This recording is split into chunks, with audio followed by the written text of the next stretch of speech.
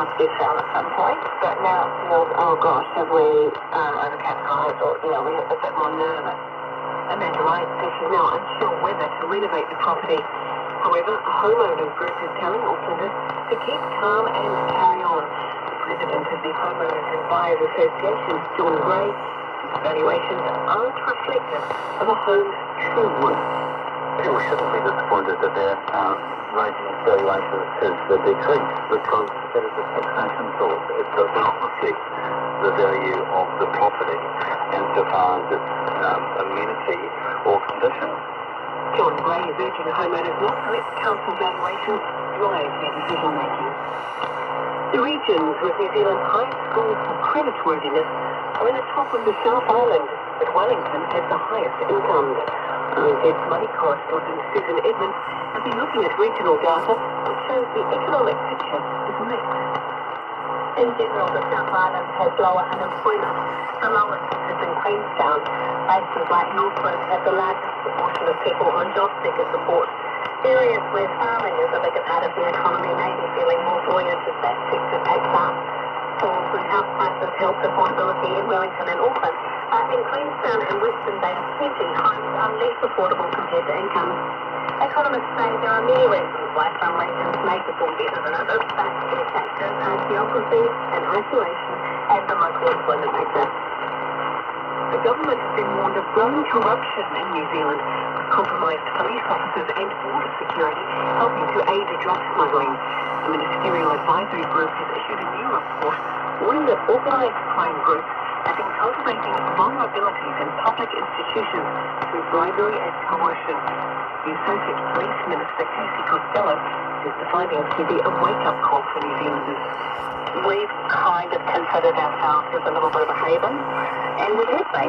With the nature of organised crime is that it is a network of really structured organised businesses that are targeting weakest points.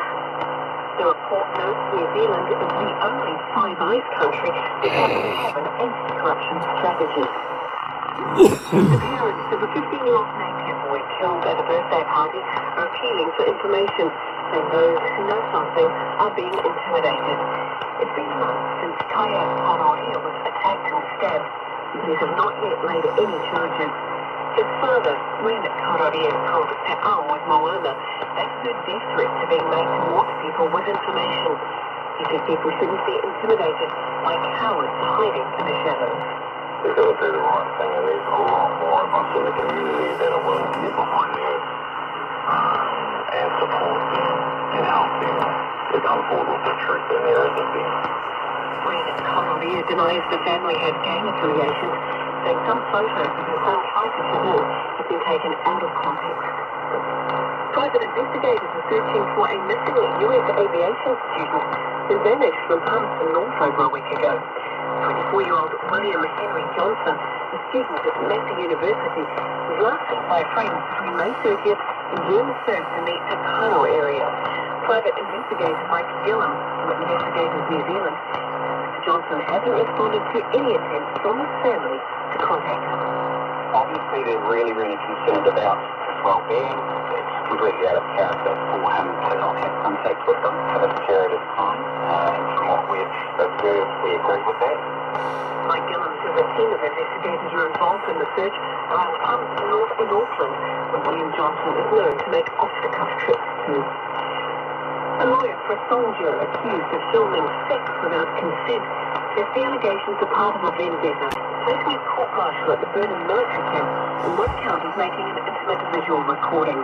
His lawyer, Matthew Haig, says the complainant was part of a group of women who hated Corporal Smith over his treatment of past partners.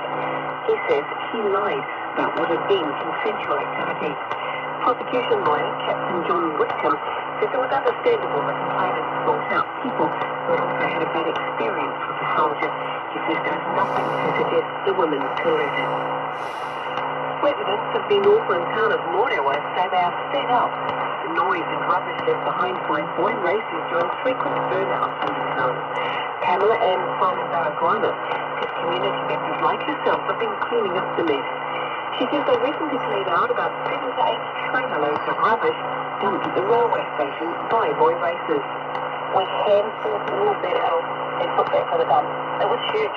And so for us, we don't want to continue having that kind of behaviour and living in that lifestyle. It brings a whole lot of rats into our area. It brings a whole lot of undesirables that actually end up causing us a lot of problems for the people that live here. And Simon Barraguanas says the local council and police have limited resourcing to deal with the problem.